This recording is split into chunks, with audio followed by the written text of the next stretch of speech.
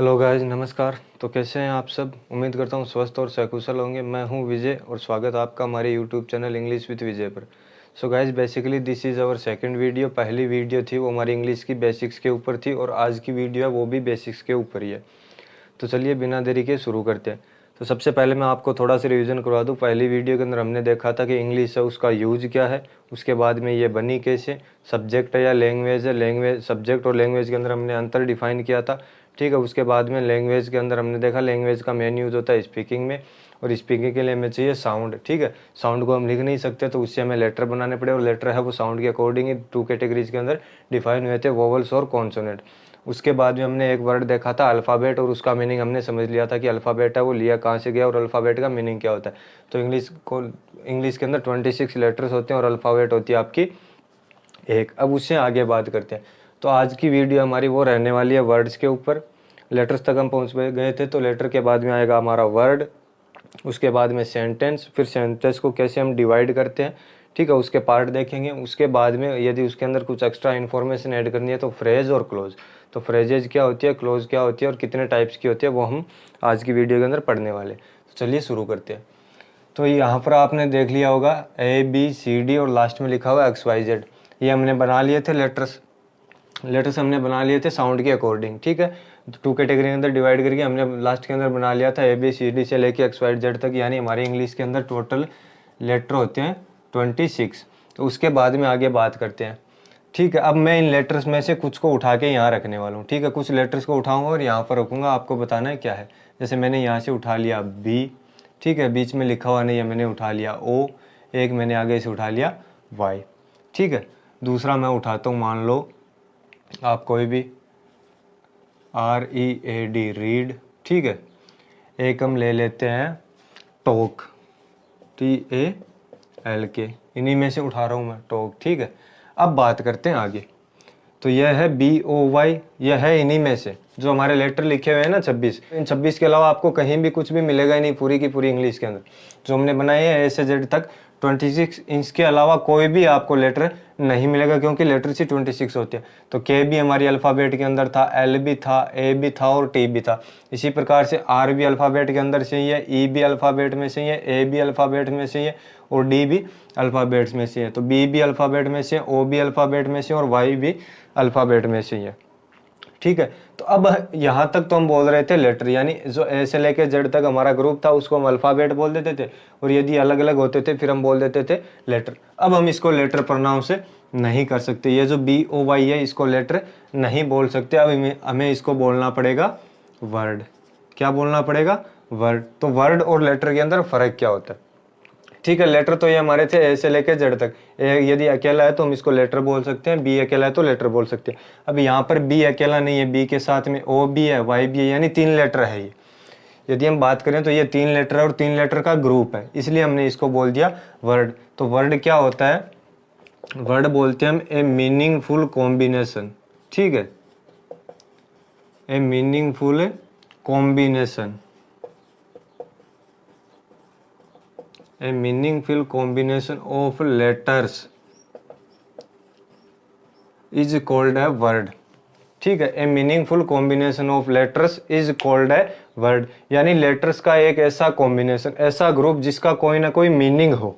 ठीक है, लेटर्स का एक ऐसा ग्रुप जिसका कोई ना कोई मीनिंग हो, उसको हम बोलेंगे वर्ड। अब ये जो BOY है इसका कोई ना कोई मीनिंग है, ये अपने आप में कोई ना कोई सेंस दे रहा है, इसका एक कंप्लीट मीनिंग है, तो इसको इसलिए हमने बोल दिया वर्ड। वहीं यदि मैं इसको ऐसे लिख दूं YOB, क्या लिख दूं? YOB, लेटर सेम ही है। ये देखो Y को मैंने पहले लिख दिया, O बीच में था तो बीच में, और B को मैंने यहाँ लिख दिया, बस इनका सीक्वेंस चेंज किया, क्रम चेंज किया, बाकी लेटर्स तो ये तीनों सेम ही है। तो इसको तो हम वर्ड बोलेंगे, इसको वर्ड नहीं बोल सकते। यानी वर्ड होने के लिए क्या क्या चीज़ जरूरी है? सबसे पहले तो कॉम्बिनेशन, ठीक है, लेटर्स का। तो 2, 3, 4, 5 या कितने भी लेटर्स का एक ऐसा समूह है जिसका क्या हो, एक मीनिंग हो, तो उसको हम बोलेंगे वर्ड। तो लेटर्स तक पहुंच गए थे, वो कंप्लीट कर लिया हमने वर्ड। वर्ड क्या होता है? लेटर्स का एक ऐसा ग्रुप जिसका कोई ना कोई मीनिंग हो। ठीक है, इसके अंदर 2 एक्सेप्शन है आपके, 2 अपवाद है पूरी इंग्लिश के अंदर। एक तो है हमारा I, ठीक है, और दूसरा है हमारा A। I और A ये ग्रुप तो नहीं है, यानी कॉम्बिनेशन तो नहीं है लेटर्स का, क्योंकि I भी अकेला आता है इसके अंदर, A तो स्टार्टिंग में लिखा हुआ हमें। तो ए भी अकेला आता है, आई भी अकेला आता है। यदि ये अकेले आ रहे हैं तो हम इनको लेटर बोल सकते हैं, परंतु यदि ये सेंटेंस के अंदर आ रहे हैं तो फिर भी ये सेंटेंस के अंदर आने के बावजूद, यानी सेंटेंस के अंदर अकेले आने के बावजूद ये क्या करते हैं, अपना एक सेंस देते हैं। आई हमने पहले एग्जाम्पल के अंदर देखा था, हमारा फर्स्ट पर्सन प्रोनाउन होता है और आई का अर्थ होता है मैं, यानी अकेला आता है, उसके बावजूद भी कंप्लीट सेंस दे रहा है। तो आई को हम वर्ड बोलेंगे या लेटर बोलेंगे, वो आप डिसाइड करके बताओ। ठीक उसी प्रकार से ए हमारा आर्टिकल है, ए का मतलब होता है एक, जैसे हम पढ़ते हैं ना ही इज अ बॉय, ठीक है, तो ए वहां पर एक आर्टिकल है। सिंगुलर काउंटेबल नाउन्स के लिए आर्टिकल का यूज करते हैं हम एन, उसमें से हमारा आर्टिकल है ए। तो आई और ए है, ये आते तो अकेले हैं। यदि सेंटेंस के अंदर आ रहे हैं तो अकेले आपको बहुत जगह पर मिल जाएंगे। यदि इंग्लिश आप पढ़ते हो देखते हो तो आपने बहुत जगह आई तो मुख्य रूप से देखा ही होगा सेंटेंस के अंदर। यदि हम खुद के लिए कुछ भी यूज बोलना है हमें, ठीक है, तो हम यूज करते हैं I am a teacher, I am a student, I am a boy, ठीक है। तो यहाँ वहां पर आई है वो आता अकेला है, परंतु उसके बावजूद आई है वो अपना मीनिंग दे रहा है, ठीक है, कंप्लीट सेंस दे रहा है। तो उस हिसाब से आई को हम वर्ड बोल सकते हैं। ठीक उसी प्रकार से ए को भी हम वर्ड बोल सकते हैं। तो वर्ड का मेन यूज क्या होता है, मेन डेफिनेशन वर्ड्स की यही होती है, इन दोनों को छोड़ के।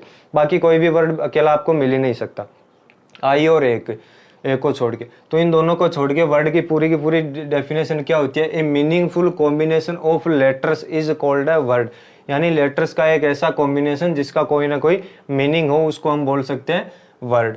ये BOY का एग्जांपल दिया, ये वर्ड है, इसको यदि उल्टा लिख दें तो वर्ड नहीं बनेगा। ठीक उसी प्रकार से रीड है वो वर्ड है, टॉक भी क्या है, वर्ड है। परंतु यदि इनका मैं सीक्वेंस चेंज कर दूं, यदि इनका कोई मीनिंग नहीं रहेगा तब हम इसको वर्ड नहीं बोल सकते।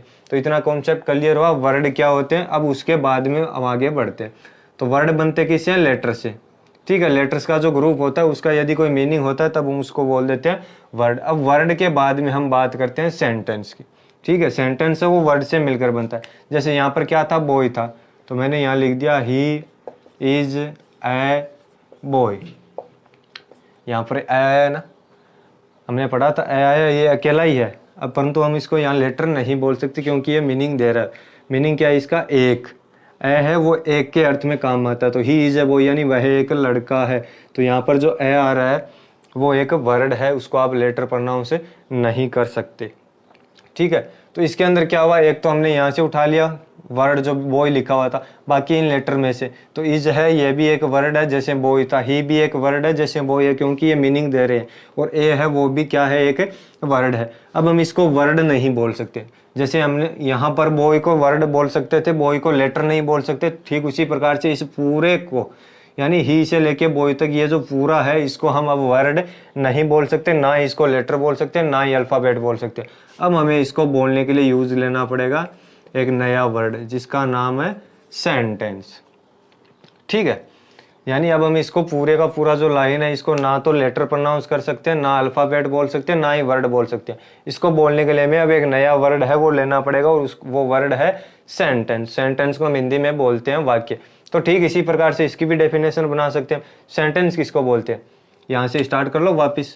ए मीनिंगफुल कॉम्बिनेशन ऑफ लेटर्स के स्थान पे क्या है, किसका कॉम्बिनेशन है ये, वर्ड्स का।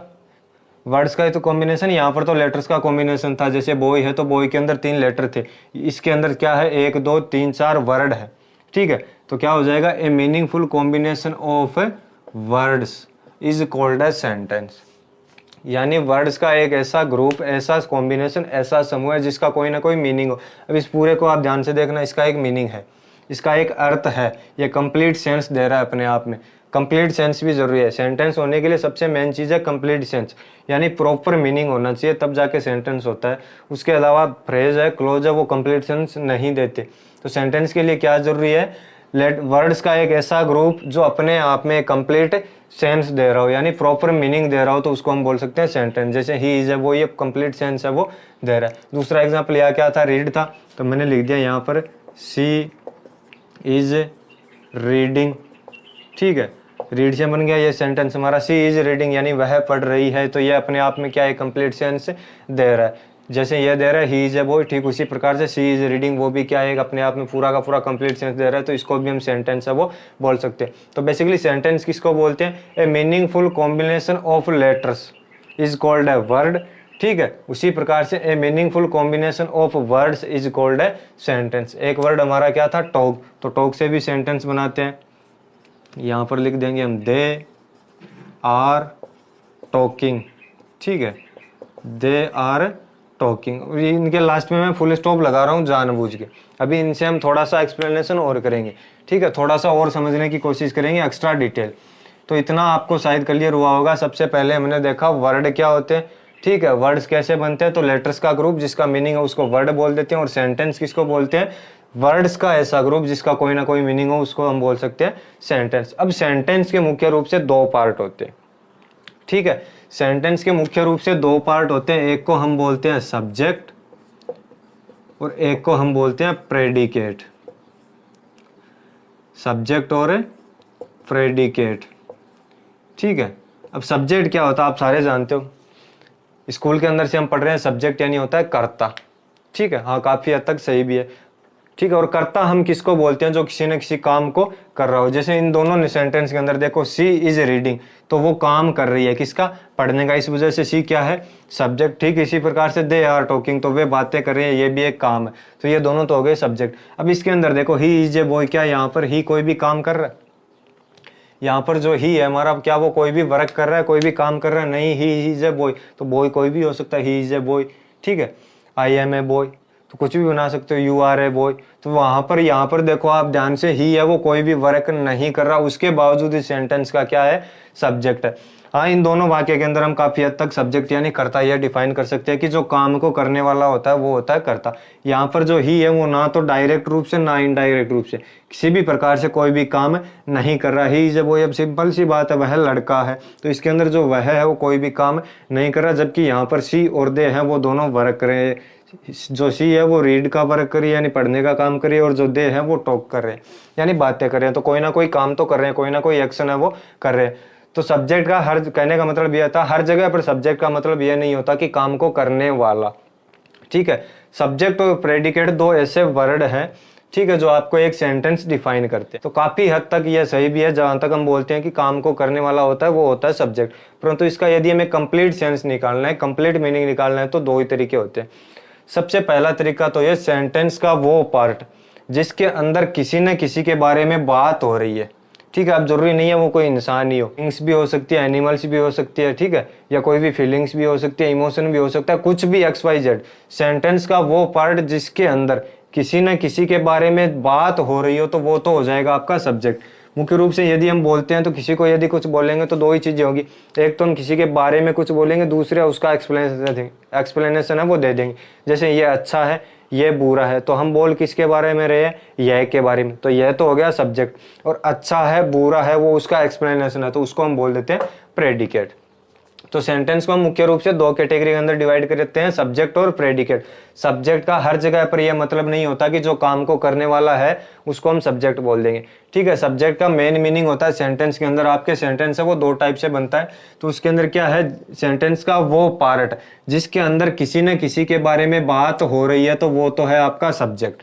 यहाँ पर ही के बारे में बात हो रही है, ही इज ए बॉय, यानी वह एक लड़का है, तो लड़का कौन है, ही। बात किसके बारे में हो रही है, ही के, तो ही को हम यहाँ पर बोल देंगे सब्जेक्ट। जो बाकी पीछे पार्ट बचा ना जो भी आपका, इज ए बॉय, इसको हम बोल देंगे प्रेडिकेट, ठीक है। तो जिसके बारे में बात हो रही है वो तो हो जाएगा सब्जेक्ट, और जो बात हो रही है, जो डिटेल दी जा रही है, जो एक्सप्लेनेशन दिया जा रहा है, वो हो जाएगा आपका प्रेडिकेट। ठीक इसी प्रकार से यहाँ पर यदि हम सब्जेक्ट का अर्थ कर्ता निकालें तो इन दोनों सेंटेंस के अंदर सही है।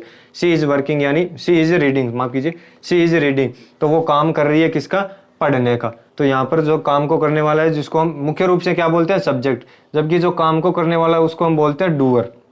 सब्जेक्ट का मीनिंग मुख्य रूप से यही होता है। एप्लीकेशन भी लिखते हैं, लेटर भी लिखते हैं, उसके अंदर भी सब्जेक्ट लगाते हैं। दूसरे हमारे जो सब्जेक्ट्स हम पढ़ते हैं, विषय, तो सब्जेक्ट यानी विषय भी होता है, सब्जेक्ट यानी कर्ता भी होता है। तो कर्ता का मुख्य होता है वो होता है डूअर, DOER, डूअर। डूअर यानी करने वाला। जैसे हमारी वर्ब होती है ना डू, तो डू के लास्ट में ER जोड़ देते हैं, तो डूअर यानी करने वाला। डू यानी होता है करना, डूअर यानी करने वाला। जैसे टीच वर्ब होती है, टीच यानी पढ़ना, सॉरी पढ़ाना, ER जोड़ते हैं टीचर, पढ़ाने वाला।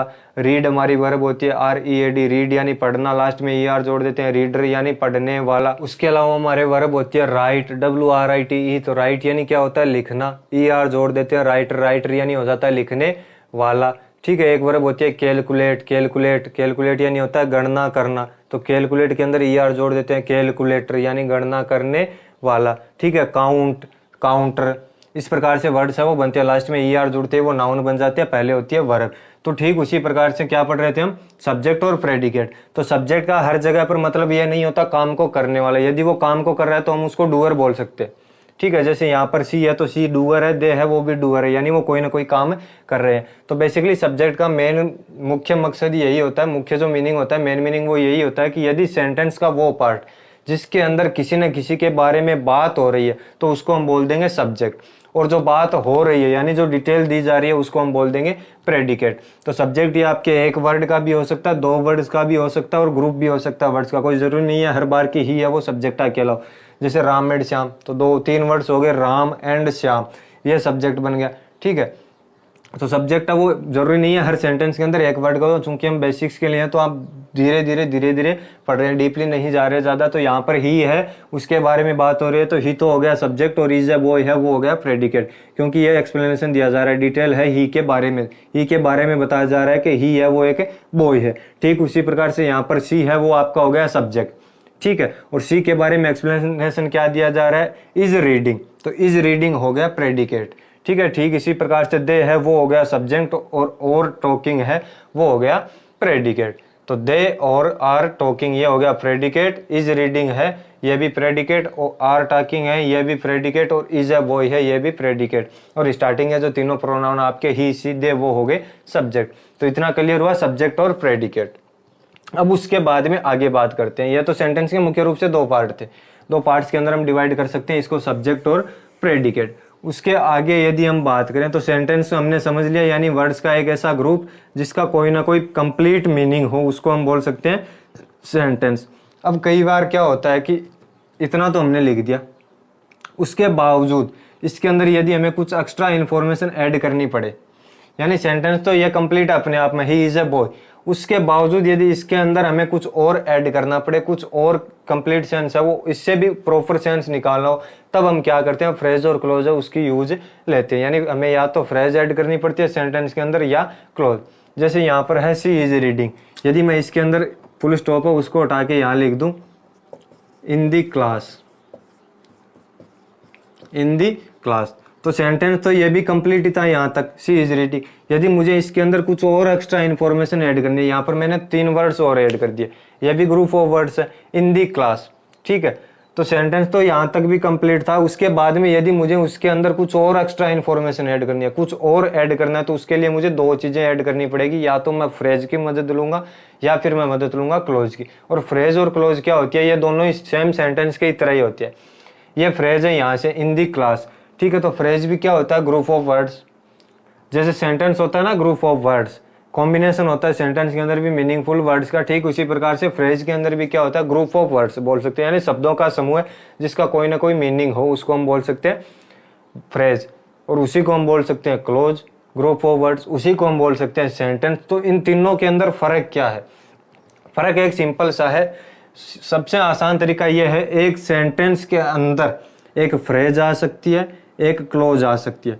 यानी ये जो सेंटेंस था हमारा सी इज रीडिंग, ये यहाँ पर कंप्लीट हो गया, उसके बावजूद हम इसके अंदर एक फ्रेज ऐड कर सकते हैं, एक क्लोज ऐड कर सकते हैं। अब ये पूरा सेंटेंस कहलाएगा।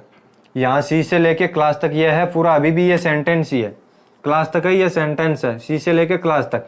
तो कहने का उद्देश्य यह था कि एक जो सेंटेंस है उसके अंदर और फ्रेज के अंदर, क्लोज के अंदर फर्क क्या होता है, एक सेंटेंस के अंदर कई फ्रेज ऐड हो सकती है, एक सेंटेंस के अंदर कई क्लोज ऐड हो सकती है, परंतु एक फ्रेज के अंदर या एक क्लोज के अंदर किसी भी सेंटेंस को ऐड नहीं किया जा सकता।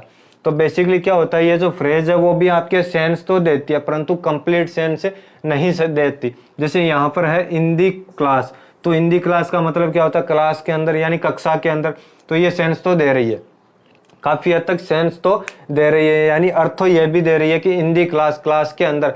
अब यदि हमसे कोई इतना पूछ ले इन दी क्लास, इतना बोल दे इन दी क्लास, तो हम आगे पूछेंगे इन दी क्लास व्हाट, व्हाई, वेयर, यानी इन दी क्लास कक्षा के अंदर क्या, तो इसके बारे में जो बात है वो बताई जाएगी सेंटेंस के अदर पार्ट में, ठीक है। तो बेसिकली फ्रेज क्या होती है, फ्रेज भी ग्रुप्स का एक वर्ड्स होती है जो सेंस तो देती है परंतु कंप्लीट सेंस नहीं देती। इसका कंप्लीट सेंस निकालने के लिए यानी फ्रेज का कंप्लीट सेंस है वो लेने के लिए हमें इसको क्या करना पड़ता है, सेंटेंस के जो अदर पार्ट है उसके साथ में ऐड करना पड़ता है। यानी यहाँ पर हमने यहाँ तक सेंटेंस कंप्लीट हो गया तो उसके बावजूद हमने इसके अंदर एक फ्रेज ऐड कर ली। तो इन दी क्लास है, इसका अकेली का कोई भी कंप्लीट सेंस नहीं है, परंतु जैसे ही हमने इसको इस सेंटेंस के जो पार्ट है इसके साथ में ऐड कर दिया, अब ये सेंटेंस पूरा सी से लेके क्लास तक है, तो इन दी क्लास है वो अकेली कोई भी सेंस नहीं दे रही थी, परंतु कंप्लीट मीनिंग है, कंप्लीट सेंस है वो नहीं दे रही थी। तो इसका कंप्लीट सेंस निकालने के लिए हमें क्या करना पड़ता है, जो सेंटेंस के अदर पार्ट है उसके साथ में ऐड करना पड़ता है, तब हमें जो फ्रेज है उसका कंप्लीट सेंस पता चलता है। और जो फ्रेज है आपके वो मुख्य रूप से 5 प्रकार की होती है। नाउन फ्रेज, अब नाउन क्या होता है, noun is a naming word, यानी किसी भी व्यक्ति, वस्तु, स्थान, किसी भी चीज का नाम तो नाउन होती है। तो उस जिस फ्रेज के अंदर जैसे यहाँ पर ये क्लास है तो ये नाउन है, ठीक है, एक तो नाउन फ्रेज होती है, परंतु ये फ्रेज है वो प्रीपोजिशनल फ्रेज है, क्योंकि स्टार्ट किससे हुई है, इनसे। तो नाउन फ्रेज जिसके अंदर जो नाउन है वो सब्जेक्ट या ऑब्जेक्ट उसका काम करते हैं, उसको हम बोल देते हैं नाउन फ्रेज। उसके अलावा होती है वर्ब फ्रेज, और वर्ब जैसे रीड है, टॉक है, ये वर्ब है, तो इस प्रकार की फ्रेज है उसको हम बोल सकते हैं वर्ब फ्रेज। उसके बाद में आती है प्रीपोजिशनल फ्रेज, यानी जो फ्रेज प्रीपोजिशन से स्टार्ट होती है, जहाँ से यहाँ पर है इन दी क्लास, तो ये प्रीपोजिशन से स्टार्ट हुई है, इस वजह से हम इसको बोल सकते हैं प्रीपोजिशनल फ्रेज। उसके बाद में आती है एडजेक्टिव फ्रेज। एडजेक्टिव फ्रेज क्या होती है, जो ऐसी फ्रेज जो सेंटेंस के दूसरे जो पार्ट है उसको क्वालिफाई करती है, ठीक है, उसकी क्वांटिटी या क्वालिटी है वो बताती है, उसको क्वालिफाई करती है, तो उसको हम बोल सकते हैं एडजेक्टिव। एडजेक्टिव यानी होता है विशेषण, और एडजेक्टिव का मेन काम ही ये होता है वो किसी नाउन या प्रोनाउन को क्वालिफाई करते हैं। उसके बाद में लास्ट आती है आपकी एडवर्ब फ्रेज। तो फ्रेज मुख्य रूप से 5 प्रकार की होती है, नाउन, वर्ब, प्रीपोजिशन, ठीक है, एडवर्ब और एडजेक्टिव, 5 टाइप्स की फ्रेज होती है। और फ्रेज का मीनिंग क्या होता है, फ्रेज होती क्या है, फ्रेज होती है ग्रुप्स का एक वर्ड जिसका सेंस तो होता है परंतु कंप्लीट सेंस नहीं होता, और इसका कंप्लीट सेंस निकालने के लिए हमें सेंटेंस के किसी अदर पार्ट्स है उसके साथ में ऐड करना पड़ता है। तो एक एग्जांपल हम और ले लेते हैं। यहाँ पर सेंटेंस क्या था, दे आर टॉकिंग, कंप्लीट हो गया था, यहाँ से मैंने फुल स्टॉप निकाला और यहाँ पर मैं एक फ्रेज ऐड कर सकता हूँ, दे आर टॉकिंग। यहाँ पर हम कुछ भी ऐड कर सकते हैं, अबाउट देयर स्कूल डेज, पुरानी बातें हैं स्कूल की, तो बेचारे उनके बारे में बातें कर रहे हैं, ठीक है। तो दे आर टॉकिंग यानी वे बातें कर रहे हैं अबाउट देयर स्कूल डेज, तो ये एक अलग पार्ट है सेंटेंस का। पहले सेंटेंस हमारा यहीं तक था और ये कंप्लीट सेंस दे रहा था, दे आर टॉकिंग यानी वे बातें कर रहे हैं, तो कंप्लीट सेंस है इसका। यदि हमें इसके अंदर कुछ और एक्स्ट्रा इन्फॉर्मेशन ऐड करनी है, कुछ और सूचना डालनी है, और जानकारी ऐड करनी है, तो हमें क्या है, हमने यहाँ पर क्या किया, एक फ्रेज की यूज ले ली, यानी वे बातें कर रहे हैं, क्या बात कर रहे हैं, किसके बारे में बात कर रहे हैं, तो हमने यहाँ पर अबाउट से फ्रेज ऐड कर ली, और ये भी एक प्रीपोजिशनल फ्रेज है, अबाउट से शुरू है, अबाउट दियर स्कूल डेज यानी स्कूल दिनों के बारे में। यदि हम इसका अलग सेंस निकाले अबाउट से लेके डेज तक, तो इसका सेंस तो है अबाउट देयर स्कूल डेज यानी अपने स्कूल के दिनों के बारे में, परंतु यहाँ से कंप्लीट सेंस नहीं निकल रहा। अबाउट देयर स्कूल डेज यानी स्कूल के दिनों के बारे में सेंस दे रहा है, परंतु कंप्लीट सेंस नहीं दे रहा। और कंप्लीट सेंस निकालने के लिए हमें क्या करना पड़ेगा, इसको भी सेम वही कहानी जैसे यहाँ पर किया था, इस पार्ट को इस पार्ट के साथ में ऐड करना पड़ेगा। तो दोनों को यदि हम कंबाइन करेंगे तो जो फ्रेज है उसका कंप्लीट मीनिंग है, कंप्लीट सेंस है वो हमें पता चलेगा। दे आर टॉकिंग सेंटेंस ये भी कंप्लीट था, ठीक है। यदि इसके अंदर हमें कुछ और एक्स्ट्रा इन्फॉर्मेशन ऐड करनी है तो हमने यहाँ पर एक फ्रेज की मदद ले ली, अबाउट देयर स्कूल डेज यानी अपने स्कूल के दिनों के बारे में। तो ये एक फ्रेज है और ये एक सेंटेंस था। फ्रेज है वो अपना खुद का मीनिंग नहीं दे रही थी, यानी फ्रेज के अंदर क्या होता है, बेसिक रूप से ना तो खुद का सब्जेक्ट होता है ना ही खुद का प्रेडिकेट होता है, जबकि सेंटेंस के अंदर क्या होता था, खुद का सब्जेक्ट होता था, खुद का प्रेडिकेट होता था, या ऐसे बोल सकते हो सब्जेक्ट वर्ब। तो फ्रेज के अंदर क्या होगा, जब सब्जेक्ट होगा तो इसके पास में वर्ब नहीं होगी, और जब वर्ब होगी तब इसके पास में सब्जेक्ट नहीं होगा, दोनों में से एक चीज की कमी रहेगी, इस वजह से ये कंप्लीट सेंस नहीं दे पाती। सेंटेंस के अंदर सब्जेक्ट होगा, वर्ब होगी, ठीक है, यानी सब्जेक्ट होगा, प्रेडिकेट होगी खुद की। सेंटेंस तभी कंप्लीट मीनिंग दे पाएगा जब खुद के पास में सब्जेक्ट होगा, खुद का और प्रेडिकेट होगा। फ्रेज के अंदर क्या होगा, जब सब्जेक्ट होगा, ठीक है, तब प्रेडिकेट नहीं होगा, यानी यदि इसके पास सब्जेक्ट होगा तो वर्ब नहीं होगी। और इजी समझना चाहे तो दोनों में से एक चीज की कमी रहेगी, सब्जेक्ट और वर्ब दोनों आते ही तो सेंटेंस ही बन जाता, तो फिर फ्रेज रहेगी नहीं। क्या है, यदि इसके पास में सब्जेक्ट होगा तो वर्ब नहीं होगी, और यदि वर्ब होगा तो सब्जेक्ट नहीं होगी, दोनों में से एक चीज की कमी रहेगी, जिस वजह से ये कंप्लीट सेंस नहीं दे पाती। इस वजह से इसको हम बोल सकते हैं फ्रेज। और सेंटेंस के अंदर क्या होता है, खुद का सब्जेक्ट होता है, खुद की वर्ब होती है, और वो कंप्लीट सेंस देते हैं। तो इस वजह से ये सेंटेंस है। और उसके अलावा यदि हम समझना चाहें तो सेंटेंस है उसके अंदर फ्रेज ऐड हो सकती है, ठीक है। यानी एक सेंटेंस है जिसके अंदर फ्रेज ऐड हो सकती है, और फ्रेज की जरूरी नहीं, 1 2 3 4 कितनी भी फ्रेज है वो एक सेंटेंस के अंदर ऐड हो सकती है। एक सेंटेंस के अंदर फ्रेज ऐड हो सकती है, परंतु एक फ्रेज के अंदर सेंटेंस है वो ऐड नहीं कर सकते। तो इतना कॉन्सेप्ट आई होप क्लियर हुआ होगा। फ्रेज हमने समझ ली, सेंटेंस समझ लिया, सेंटेंस के 2 पार्ट समझ लिए, सब्जेक्ट और प्रेडिकेट, वर्ड्स हमने समझ लिए। अब बात करते हैं क्लोज की। जो सबसे भयानक, सबसे डरावना टॉपिक हमारा वो है क्लोज। तो चलिए बात करते हैं क्लोज के बारे में।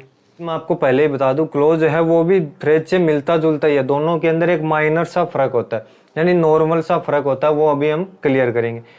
फ्रेज के अंदर हमने क्या लिखा था, ए ग्रुप ऑफ वर्ड्स। फ्रेज के लिए हमने क्या वर्ड यूज किया था, ए ग्रुप ऑफ वर्ड्स।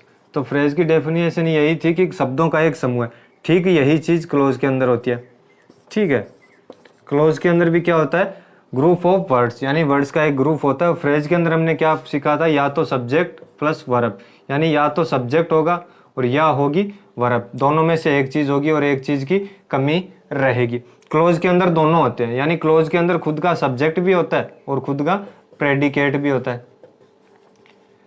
तो अब यही चीज हमने सेंटेंस के अंदर पढ़ी थी। सेंटेंस के अंदर भी हमने क्या देखा था कि सब्जेक्ट प्रेडिकेट यानी सेंटेंस, सब्जेक्ट एंड प्रेडिकेट यानी सेंटेंस, यानी जिस सेंटेंस के अंदर सब्जेक्ट होगा प्रेडिकेट होगा उसको हम सेंटेंस बोल सकते हैं। और अभी हम बात कर रहे हैं कि क्लोज के अंदर भी क्या होता है, सब्जेक्ट होती है, प्रेडिकेट होता है। तो फिर सेंटेंस और क्लोज के अंदर फर्क क्या है। फ्रेज तो हमने पढ़ लिया, अलग ही चैप्टर है फ्रेज का, यानी फ्रेज के पास में या तो सब्जेक्ट होगा या वर्ब होगी, दोनों में से एक चीज की कमी रहेगी। और फ्रेज होती है वो होती है 5 टाइप की।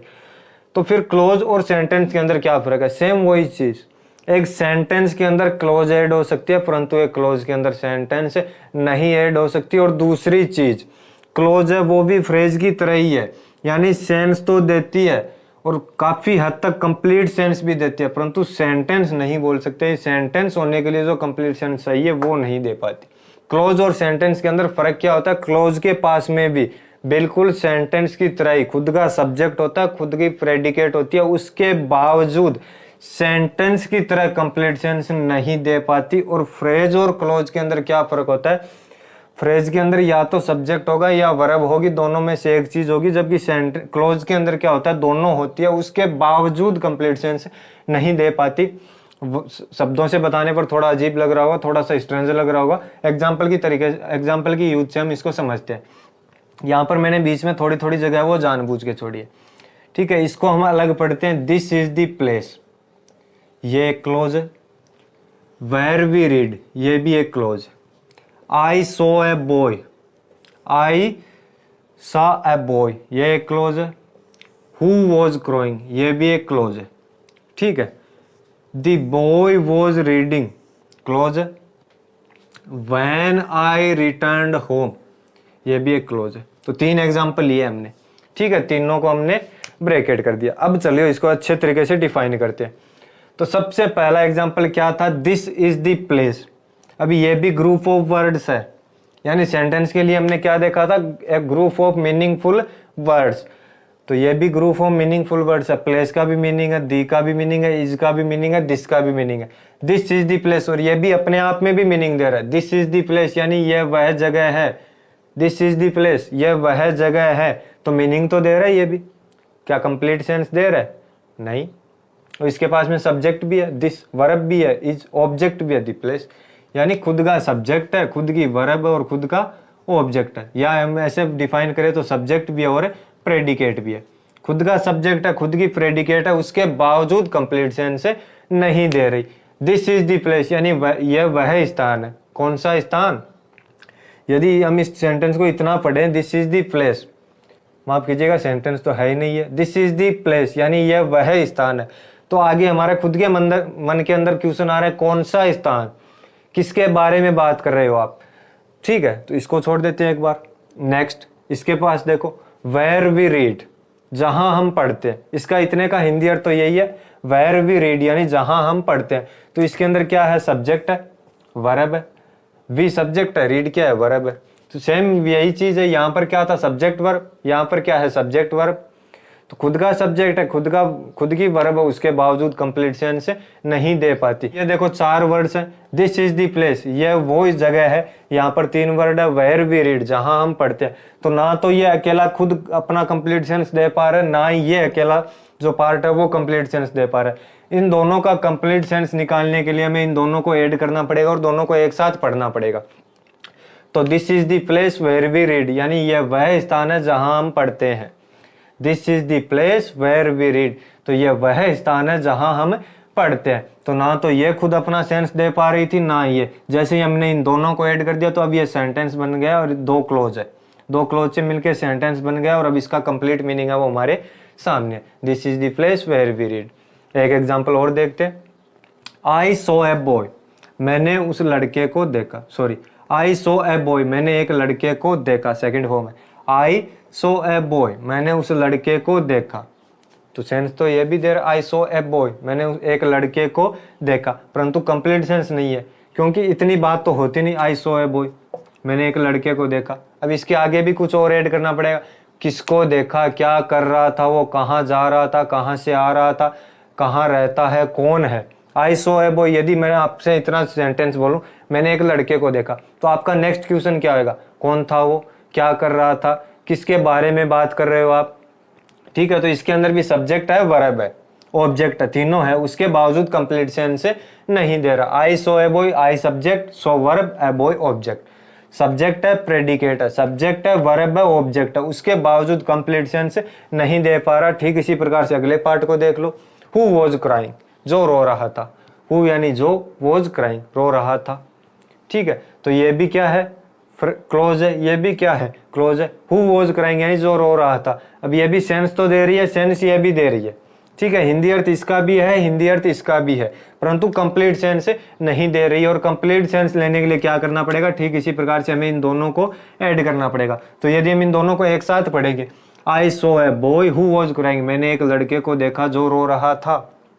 अब कंप्लीट सेंस मिल रहा है, तो दोनों क्लोज को मिला के हमने बना दिया सेंटेंस। ठीक है, तो फ्रेज और क्लोज के अंदर क्या फर्क होता है? फ्रेज के अंदर या तो सब्जेक्ट नहीं होगा, यदि सब्जेक्ट होगा तो वर्ब नहीं होगी, जबकि क्लोज के अंदर क्या होता है? खुद का सब्जेक्ट भी होता है, खुद की प्रेडिकेट भी होती है, यानी सब्जेक्ट भी होता है, वर्ब भी होता है और कई बार तो ऑब्जेक्ट भी होता है। तीनों होते हैं, सब्जेक्ट, वर्ब, ऑब्जेक्ट तीनों होते हैं। उसके बावजूद जो क्लोज है वो कंप्लीट सेंस नहीं दे पाती। और क्लोज का कंप्लीट सेंस निकालने के लिए भी इसको भी हमें क्या करना पड़ेगा? जो सेंटेंस है उसके अदर पार्ट्स के साथ में ऐड करना पड़ेगा, तब इन दोनों का जो कंप्लीट मीनिंग है वो सामने आएगा। एक एग्जांपल और देखते हैं, अच्छे से समझ में आ जाएगा। द बॉय वॉज रीडिंग, लड़का पढ़ रहा था। सेंटेंस भी बोल सकते हैं हम इसको। द बॉय वॉज रीडिंग यानी कंप्लीट सेंस ही तो है। द बॉय वॉज रीडिंग, लड़का पढ़ रहा था। अब यदि मैं इतना बोलूं, सिर्फ इतना ही लिखा हुआ है, तो हम इसको सेंटेंस बोल सकते हैं। द बॉय वॉज रीडिंग यानी लड़का पढ़ रहा था। अब जरूरी थोड़ी हम इतना बताए क्या पढ़ रहा था, कहाँ पढ़ रहा था, कितना पढ़ रहा था, परंतु इसका भी वैसे देखा जाए तो कंप्लीट मीनिंग नहीं आ रहा। ठीक है, the boy was reading, subject है द बॉय, वर्ब है वॉज, रीडिंग क्या है? ऑब्जेक्ट, सब्जेक्ट है, खुद का प्रेडिकेट है, उसके बावजूद कंप्लीट सेंस नहीं आ रहा। यदि मैं आपसे बोलूं लड़का पढ़ रहा था, तो आप क्या बोलोगे? कौन सा लड़का पढ़ रहा था? ठीक है, किस लड़के के बारे में बात कर रहे हो आप? कहाँ पढ़ रहा था, क्या पढ़ रहा था? बहुत सारे क्वेश्चन आते हैं। ठीक है, तो यदि मैं इसको अलग पढ़ूं, दी बॉय वॉज रीडिंग, लड़का पढ़ रहा था, तो सेंस तो यह भी दे रहा है, परंतु कंप्लीट सेंस नहीं दे पा रहा। अब ठीक इसी प्रकार से जो आगे का पार्ट है उसको पढ़ते हैं। व्हेन आई रिटर्न होम, जब मैं घर लौटा। आई सब्जेक्ट है, रिटर्न वर्ब है, होम ऑब्जेक्ट है। व्हेन आई रिटर्न होम, जब मैं घर लौटा। अभी इतना मैं बोल दूं यदि आपको, जब मैं घर लौटा, तो आप क्या पूछोगे? क्या हुआ? जब घर लौटे तो क्या देखा, क्या हुआ? तो यदि हम इन दोनों को मिलाएंगे तब हमें पूरी बात है वो अपने आप समझ में आ जाएगी। The boy was reading when I return home, लड़का है वो पढ़ रहा था जब मैं घर लौटा। ठीक है, तो क्लोज आपको आई समझ में। अब क्लोज की बात करते हैं, टाइप्स कितने होते हैं, तो डिटेल में नहीं जाएंगे, बेसिक्स के लिए है। तो मुख्य रूप से क्लोज के 2 टाइप होते हैं, मेन क्लोज और सबऑर्डिनेट क्लोज। मेन क्लोज और सबऑर्डिनेट क्लोज, जैसे इसको हम मेन क्लोज बोल सकते हैं, यानी मुख्य क्लोज यही है, द बॉय वॉज रीडिंग, लड़का पढ़ रहा था, और इसको हम बोल सकते हैं सबऑर्डिनेट क्लोज, क्योंकि इसको क्या है, इस क्लोज के ऊपर निर्भर रहना पड़ता है। ठीक है, ये अपने आप में कंप्लीट सेंस नहीं दे पाती, जबकि इसकी तुलना में इसका जो सेंस है वो काफी हद तक कंप्लीट है। द बॉय वॉज रीडिंग, लड़का पढ़ रहा था। तो एक होती है मेन क्लोज, एक होती है सबऑर्डिनेट क्लोज। कई बार क्या होता है एक ही सेंटेंस के अंदर दोनों मेन क्लोज भी आ सकती है, दोनों सबऑर्डिनेट क्लोज भी आ सकती है, जो एक दूसरे के ऊपर निर्भर करती है। तो मुख्य रूप से क्लोज है वो दो प्रकार के होते हैं, मेन क्लोज और सबऑर्डिनेट क्लोज। ठीक है, तो एक क्लोज है वो दूसरी क्लोज के ऊपर डिपेंड करती है, उसको हम बोल देते हैं सबऑर्डिनेट क्लोज, और मेन क्लोज वो है जो लगभग कंप्लीट सेंस दे पाती है। तो इतना कॉन्सेप्ट हुआ क्लियर आपको। अब चलो रिवीजन करते हैं फटाफट। सबसे पहले हमने क्या सीखा, वर्ड्स कैसे बनते हैं। तो वर्ड्स किसको बोलते हैं, ए ग्रुप ऑफ मीनिंगफुल लेटर्स। ठीक है, या एक ग्रुप ऑफ मीनिंगफुल लेटर्स, या फिर दूसरे शब्दों में वो बोलें तो ए meaningful combination of letters. A meaningful combination of letters is called a word. उसके बाद हमने सीखा सेंटेंस क्या होता है। तो सेंटेंस के अंदर क्या होता है, ए मीनिंगफुल कॉम्बिनेशन ऑफ वर्ड्स। ठीक है, यानी वर्ड्स का ऐसा समूह जिसका मीनिंग हो उसको हम सेंटेंस बोल सकते हैं। उसके बाद में सेंटेंस के दो पार्ट होते हैं मुख्य रूप से, पार्ट दो होते हैं। सेंटेंस 5 टाइप के होते हैं, वो कभी डिटेल में वीडियो बनाएंगे सेंटेंस के ऊपर कितने टाइप के सेंटेंस होते हैं। तो सेंटेंस मुख्य रूप से 5 प्रकार के होते हैं। सेंटेंस के पार्ट 2 होते हैं, यानी सेंटेंस को हम 2 भागों में डिवाइड कर सकते हैं, सब्जेक्ट प्रेडिकेट। सब्जेक्ट क्या होता है, पार्ट ऑफ स्पीच का, यानी सेंटेंस का वो भाग जिसके अंदर किसी न किसी के बारे में बात हो रही है, जिसके बारे में बात हो रही है वो तो हो जाएगा सब्जेक्ट। और जो बात बताई जा रही है उस इंसान के बारे में, उस वस्तु के बारे में, उस फीलिंग्स के बारे में, इमोशन के बारे में, यानी किसी भी चीज के बारे में एटसेट्रा, कुछ भी हो सकता है। तो जिसके बारे में बात हो रही है वो तो हो जाएगा सब्जेक्ट। और जो बात हो रही है यानी जो एक्सप्लेनेशन दिया जा रहा है, जो डिटेल्स दी जा रही है वो हो जाएगा प्रेडिकेट। उसके बाद में हमने सीखा फ्रेज क्या होती है। तो फ्रेज क्या होती है, ग्रुप ऑफ वर्ड्स, यानी शब्दों का एक समूह होता है जो सेंस तो रखती है परंतु कंप्लीट सेंस नहीं रखती। और फ्रेज का कंप्लीट सेंस निकालने के लिए हमें क्या करना पड़ता है, उसको सेंटेंस के जो अदर पार्ट्स है उसके साथ में ऐड करना पड़ता है, तब उसका प्रॉपर मीनिंग है वो हमें समझ में आता है। ठीक उसी प्रकार से क्लोज, क्लोज भी क्या होती है, ग्रुप ऑफ वर्ड्स, यानी क्लोज के अंदर भी वर्ड्स है उसका एक ग्रुप होता है, शब्दों का एक समूह होता है जो सेंस देती है परंतु कंप्लीट सेंस नहीं देती, परंतु हाँ फ्रेज की तुलना में काफी हद तक सेंस है वो देती है। तो फ्रेज और क्लोज और दोनों के अंदर मुख्य फर्क यह होता है कि क्लोज के पास में खुद का सब्जेक्ट होता है, खुद का प्रेडिकेट होता है। टेंस के पास में भी क्या होता है, खुद का सब्जेक्ट होता है, खुद की प्रेडिकेट होती है। ठीक उसी प्रकार से क्लोज के पास भी क्या होता है, खुद का सब्जेक्ट होता है, खुद की प्रेडिकेट होती है, उसके बावजूद कंप्लीट सेंस नहीं दे पाती। जबकि फ्रेज के अंदर क्या होगा, या तो सब्जेक्ट होगा या वर्ब होगी, दोनों में से एक चीज है वो रहेगी गायब। ठीक है, तो इतना कॉन्सेप्ट हुआ क्लियर। अब बाकी नेक्स्ट वीडियो में, हम नेक्स्ट वीडियो वो सोच रहे हैं या तो पार्ट्स ऑफ स्पीच स्टार्ट करेंगे या उससे पहले सेंटेंस की वीडियो बना लेंगे। 5 टाइप के सेंटेंस होते हैं, उनको अलग अलग पढ़ेंगे हम, कितने टाइप्स के होते हैं, कैसे बनते हैं, तो वो सब बाकी बात की बात है।